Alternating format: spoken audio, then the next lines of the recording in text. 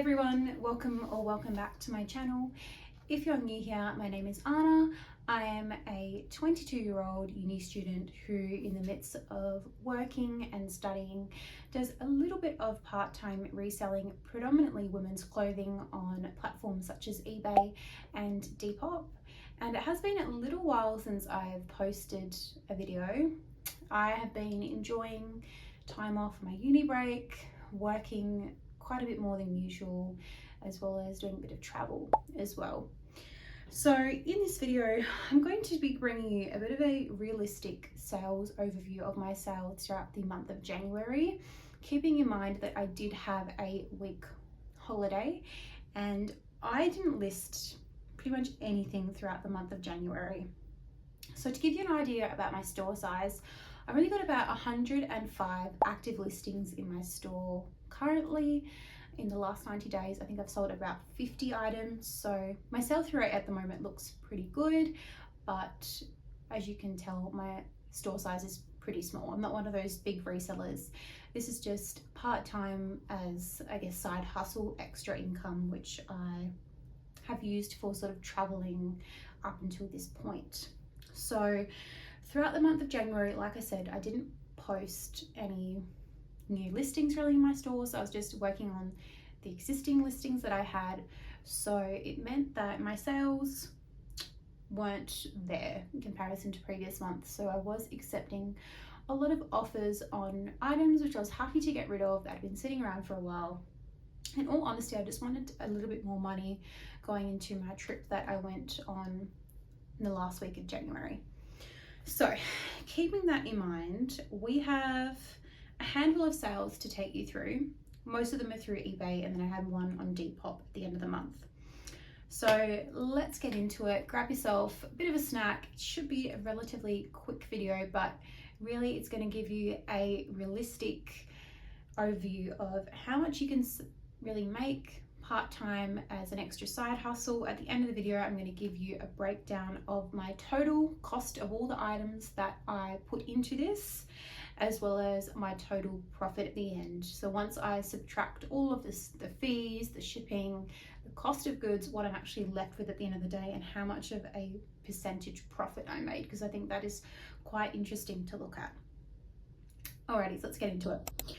So first of all, we have a pair of Peter Alexander size small satin heart pajamas. I think they're a part of the Valentine's Day collection. So these were my sister's, as I said, so I had nothing into them. They came through at $18.95. So in the end, when you take away shipping, it was only left with about $6 profit. So my sister and I only profited $3 each on that sale there, but it was a relatively quick sale. Next up, I have a pair of another pajama set. This one was a Crazy Cat Lady set in a size small, again by Peter Alexander. These ones were actually my own, so they came through at a sale price of $30.95. So I profited $17.06. Peter Alexander, if you live in Australia or New Zealand, I think they might have opened up some stores in the UK as well, is a bit of sort of like a luxury pajama brand. Definitely some good items to pick up. They are often priced quite high at thrift shops, but if you can get them at a good price, they do go on to sell pretty well and quite quickly. Like every sort of item that we list up from Peter Alexander sells pretty quickly. Next up, we have a Abercrombie and Fitch size 8 navy dress pants. They did have a nice wide leg, so they were quite flattering. Now, I picked these ones up for $25 when I was over in Sydney. $25 is a lot. I've never come across Abercrombie and Fitch before, so you know, I had them listed up quite high, thinking that perhaps I'd be able to get more for them. In reality, going into my holiday, I accepted an offer of $41.97, and then these were shipped off to the UK, I believe. So although my sale price was $71.21, taking off the shipping, I only profited $1.69. So realistically, that was an awful sale. Yeah, look, I had them in my store for a couple of months, so It wasn't the end of the world. I did recoup my initial investment and, you know, $1.69 profit, but it just goes to show you sort of have to be mindful when you're accepting these offers as to what your cost of goods were. In all honesty, when I accepted that offer, wherever I was in the midst of my day, I don't think I realized how much I had into these pants. I'm actually, yeah, quite shocked when I went into my little table up for this video as to how much they actually cost. So it's definitely important to keep that in mind. Next up, we have a Country Road size 4 cotton short sleeve top. It had a V-neck and it was slightly flowy. This one I paid $10 for it in a marketplace pickup, so I averaged out my cost of goods. A lot of the items, I say this is probably one of the only ones I had left from that pickup, so a lot of it sold for a lot and quite quickly. $10 that I had into this one, I sort of just averaged out. So it came through for $27.02, so I accepted an offer for $16.07, so I only profited $3.72. But like I said, this was a really good marketplace pickup. All of the other items have pretty much gone on to sell, so this was just one that I sort of had left behind. So I was more than happy to sort of accept that offer, especially it only being a size 4, though it did look to be quite a generous size 4. Those smaller sizes don't pop through as sales nearly as much as the larger sizes do. Next up, we have a Forever New size 8 black tweed blazer. It was double-breasted and it had a bit of a metallic sort of stitch throughout. This one I picked up for $17.50, so a little bit high if I'm being honest. I guess especially being metallic, although I used workwear in the title, I don't know how many people would wear such a thing for, you know, a daily work piece. So I accepted an offer of $27.97. So it came through at $42.92 including post. So I profited $1.07. So again, this was another one where I was just really recouping my initial investment, getting a bit of money back into my account before the trip. Again, be mindful when you're accepting those offers as to what your initial investment was. I can say that this month was pretty bad for this. Yeah, I'm usually really onto it, but like I said, I wasn't listing as much, the sales weren't coming through. So if I knew that I was profiting something at the end of the day and I had somewhat of an idea that I probably would have just like broken even, I was happy with that just to get some money back. And you know, it was an item that was taking up a bit of space. We are in summer, so I was happy to let it go. Next up, we've got an item that I don't have very much of in the store. So it was 2 little books. They are Star Wars vintage books. They were from 1997 and 98. So it was a Han Solo trilogy for only 2 of the 3 books, and it was volume 1 and 3. So I really shouldn't have picked up those 2. I picked them up for $3.20 at a op shop. They sold for $24.47, so I profited $5.79. They were very small books. They didn't take up a lot of space. And being vintage and Star Wars, I mean, if I had volumes 1 to 3, I would have done a lot better. That was, you know, again, accepting an offer and, you know, wasn't too bad of a sale in the grand scheme of things. Next up, we have a Country Road size 10 light blue shirt dress. It was made of organic cotton. This one here I picked up for $20 and it was actually the worst sale. So again, I accepted a $25 offer, so you can imagine that when it was all said and done, I actually lost 4 cents. So pretty much broke even. But again, that was just another example of me having that one for a little while.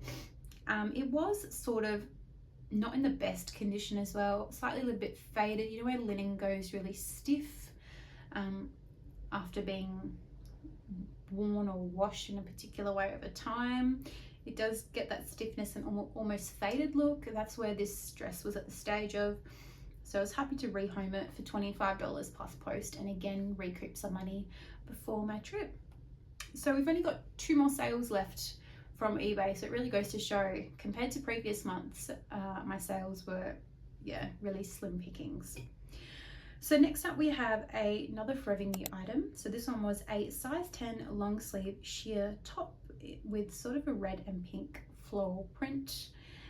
I picked this one up for $8, which I can't believe. That must have been a long time ago because I never pick firming you up for $8. I feel like that's a mistake in my spreadsheet. I cannot imagine that I would have done that, but supposedly I have. So it came through at $31.25. So I actually still profited $9.26. So in saying that, it's done better than other items that have gone through to sell this month. So there you go.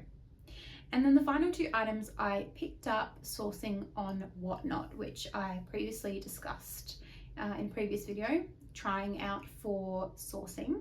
So this was an Airy size 10 black 100% linen maxi dress. It had some cutouts on the side and with this beautiful puffed short sleeve. I picked it up for $15.24, which I would never pick up at an ops shop, but I was trying it out for Whatnot. And as I discussed in that video, it can be difficult to work out, you know, the prices with the shipping and everything. You sort of want to buy more to then reduce the shipping cost. And I was sort of just trying it out for the sake of the video, but I came away with $35.95 in a sale for that one. So I did actually make a profit of $6.12. And if I can remember correctly, it came through very quickly, just within a couple of days. So I was still happy with that considering how quickly it came back in. So I received my initial investment back of the $15 plus another $6, which is, you know, great. That's what we're wanting to do. And then yeah, finally I made a sale on Depop for a Witchery size 14 navy dress, long sleeves with buttons. It was 100% cotton, and this was another Whatnot pickup. I purchased it for $19.03, so quite a bit. It came through for $42.30. So the next day I actually accepted the $31 offer. So I profited $8.08 on that one. I could have waited around definitely and got more money for that sale, and I think probably a lot of you would have done that, but in all honesty, I knew I was going to make a profit within one day. Money's money. We're not in the business of, you know, storing things, so I don't know how I would have done it if I had my time again, but you know, here we are. I think I'm still okay with that sale. So getting into the numbers, this is the most important part of this video, so if you stuck around for this long, thank you. This is the part that I find the most interesting. So all in all of those items, I've spent $117.97 to obtain those items. So all in all, I profited $173.72 before cost of goods were deducted. So once I've taken out that $117.97, I have profited $55.75. So I've recouped my investment plus an extra $55.75.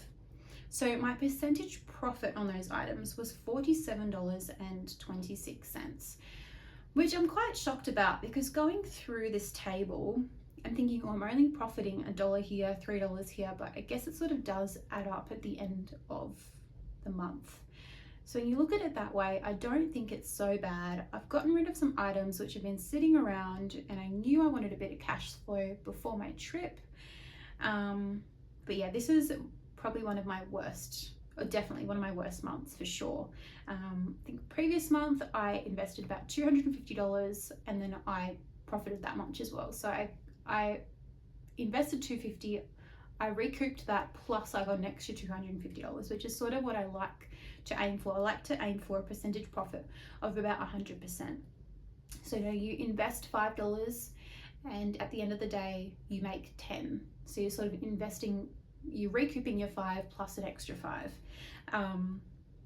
That is sort of what I like to aim for. Especially because this doesn't, you know, these numbers don't take into account my time of sourcing, photographing, listing, shipping. There's a lot that goes into it, but I guess it just goes to show that, you know, even with not listing anything throughout the month and accepting pretty lowball offers, you know, I've still have made $55.75 for the month on top of recouping my initial investment. So sort of the cash flow for the month, though, you know, I got $173.72 recouped back in. So yeah, thanks for sticking around for the video. I can assure you that these numbers are really awful and not a reflection of my reselling business over the year. So I am about to go back to uni next week. I'm hoping to get back into a good routine of sourcing and listing, and yeah, some good profit margins, because only profiting a couple of dollars per item is not what you want to do. It's not sustainable, and it doesn't really consider how much time you've spent into listing and making those sales go through. So if you've enjoyed this video, please consider subscribing. This is just sort of a bit of hobby that I do, but subscribing really does, yeah, help the channel, and it's fun to grow this little community. So yeah, thanks so much for watching. Hopefully it won't be this long before I post my next video, and yeah, thanks again, and I'll catch you on the next one.